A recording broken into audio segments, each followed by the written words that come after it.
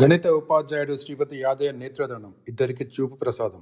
గణితాభిలాషి విద్యార్థుల భవిష్యత్తు కోసం నిరంతరం తప్పించే తెలంగాణ మ్యాథ్స్ ఫోరం జిల్లా రిసోర్స్ పర్సన్ శ్రీపతి యాదయ్య మరణం విద్యారంగానికి తీరని లోటు. మంగళవారం మధ్యాహ్నం ఆయన కన్నుమూయగా తీరని దుఃఖంలోనూ ఆయన కుటుంబ సభ్యులు గొప్ప మనసు చాటుకున్నారు. Lions club of Nalgonda charitable trust eye donation centre ప్రతినిధుల కోరిక మేరకు నేత్రదానికి అంగీకరించారు.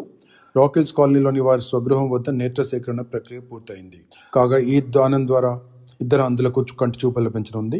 ఈ సందర్భంగా eye donation centre manager doctor Pullarao మాట్లాడుతూ, ఇది తమ ఆధ్వర్యంలో జరిగిన 355వ నేత్రదానమని, ఇప్పటి వరకు 710 కార్నియాలను సేకరించి ఎందరికో వెలుగును అందించామని తెలిపారు. అత్యంత బాధాకరమైన సమయంలో నేత్రదానానికి ముందుకు వచ్చిన యాదయ్య భార్య శోభ, వారి పిల్లలు, బంధువులకు trust chairman lion K V Prasad ప్రగాఢ సానుభూతి తెలిపారు. మరణానంతరం 6 నుండి 8 గంటల లోపు నేత్రదానం చేయాలని, ఫ్రీజర్ బాక్స్లో ఉంచితే 15 గంటల వరకు సమయం ఉంటుందని మేనేజింగ్ డైరెక్టర్ డాక్టర్ హర్నాథ్ కడ్మి పేర్కొన్నారు.